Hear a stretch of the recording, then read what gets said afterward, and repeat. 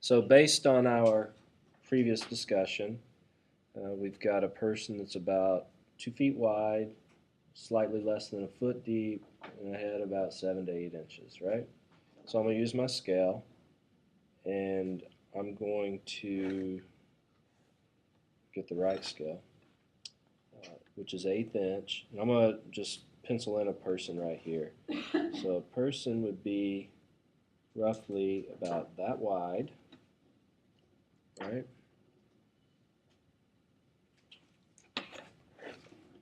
About that deep, with a head that's about something like that, right? So that's about how big a person would be in that space. Okay, using my medium pen weight, I'm going to go in and draw some people in some active spaces. First person I'm going to draw is over here by this water fountain. So I'm going to draw what would roughly be the body. I'm going to draw the head. I'll draw it like that. I may draw a few people out here. So we've established a color palette, and I'm going to go and apply the color in between these lines, and start with this kind of this yellowish color. We'll do it in this real tight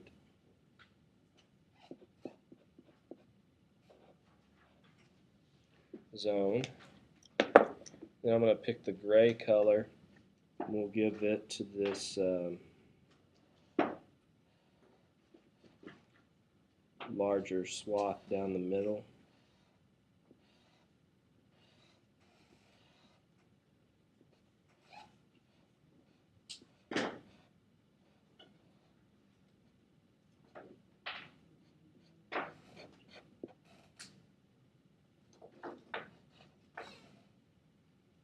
See, hit that just a little bit on the edge.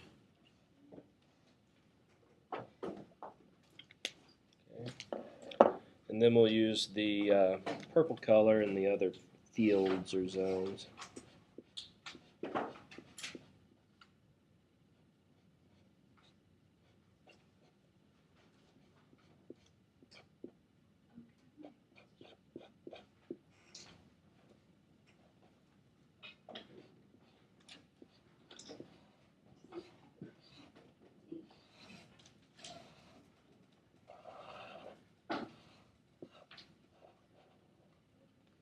Okay, I'm going to let this sit up for a minute.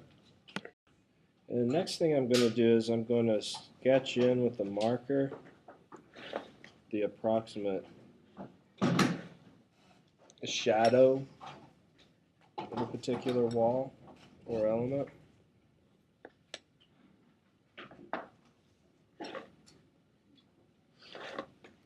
So I sketch that in with the gray, and I'm going to take the base color, this purple, and I'm going to fill it in.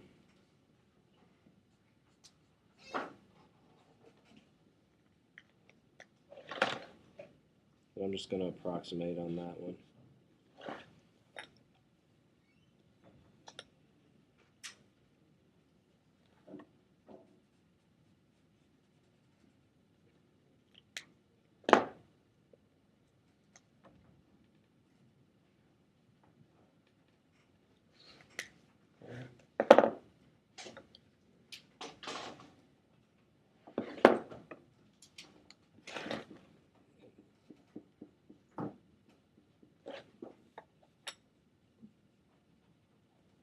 A little bit of shadow.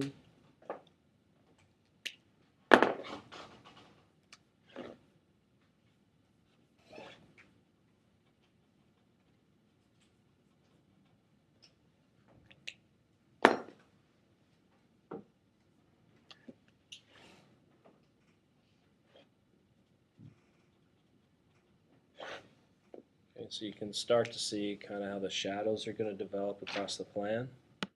The next thing I'm going to do is I'm going to just put a little gray up in this area, and then I'll accent these lines that separate the areas of terrazzo. I'm going to take my purple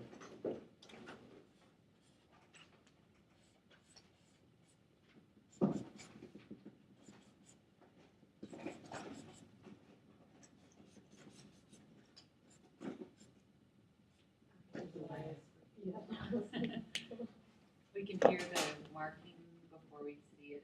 Oh, wow. There's a delay. Yeah.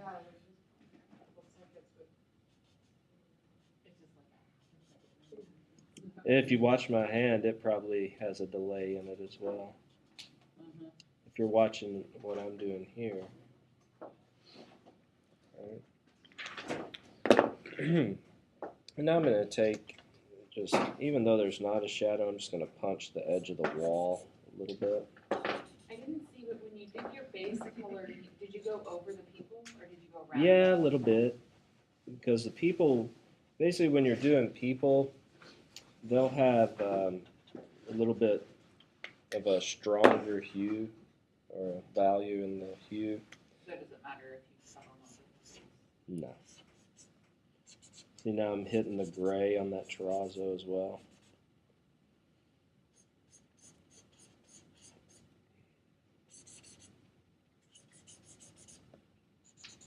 I'm just kind of punching all of our lines a little bit. It's the same as the base. It's just a monochromatic buildup. A little purple there. Okay. So we'll leave that alone for a second and let it dry. Next I'm going to use my purple marker and I'm going to do some stipple dots across this field. This is still the same base color? Yeah, the same three colors. This kind of a pale lavender, looks like a buff color, and a gray, like a cool gray one or something along those lines. Okay, so I stippled in the purple. And then I'm going to take the gray and I'm going to stipple it into the purple.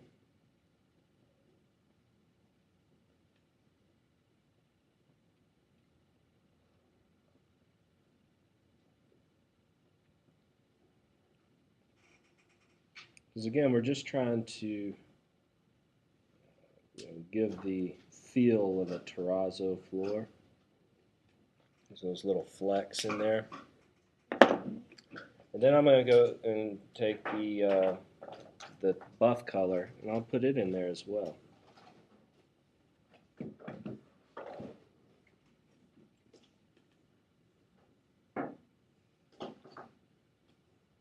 Probably not as much as the other two colors, but I'll sprinkle some in as well.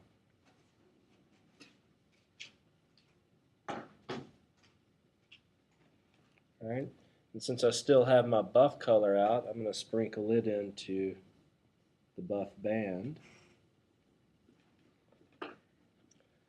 And I'll go ahead and sprinkle some of it into the gray as well.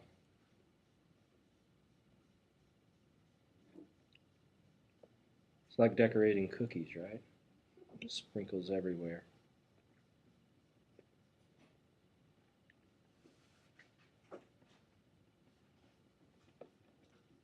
So what this is doing is it's mixing all these colors kind of together to give it a little bit of harmony.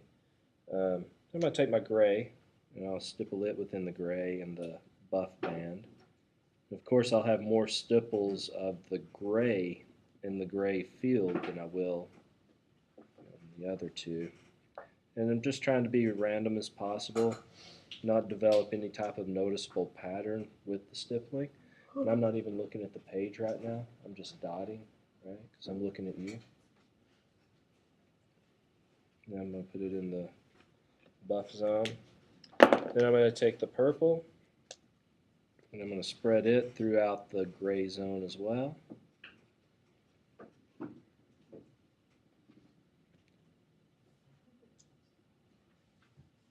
And the buff zone. So I'm going to let that dry. So the drawing probably should have had some stipples to denote the terrazzo before we started rendering, but we can still go ahead and put those in. I'm going to use a medium and a fine pen. I'm going to start with a medium. I'm going to put some stipples throughout these fields. Then I'm going to go in and I'm going to use the fine point.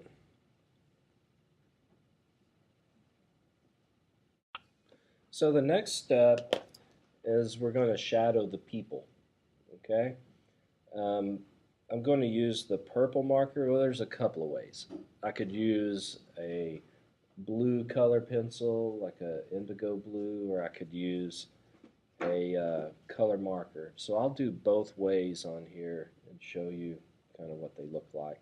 I'll do all these people up here with the purple marker, with the exception of this guy who's not in the color zone, and I'll do these down here with a color pencil. So I'm going to work knowing that my shadows, I'm going to make my shadow go 45 degrees to left, and I'm just going to have my triangle up here to kind of help me see that. I'm going to do this person. I'm going to start with what would appear to be the head, and I'm going to just kind of sketch in a shadow. Okay. Going to kind of sketch in how the shadow might.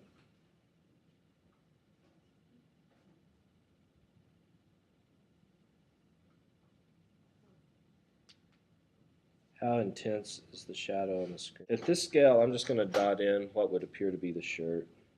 And, you know, we're just going to randomly kind of place those in.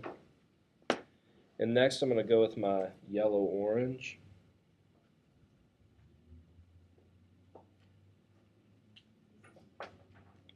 And then next I'm going to go with my blue.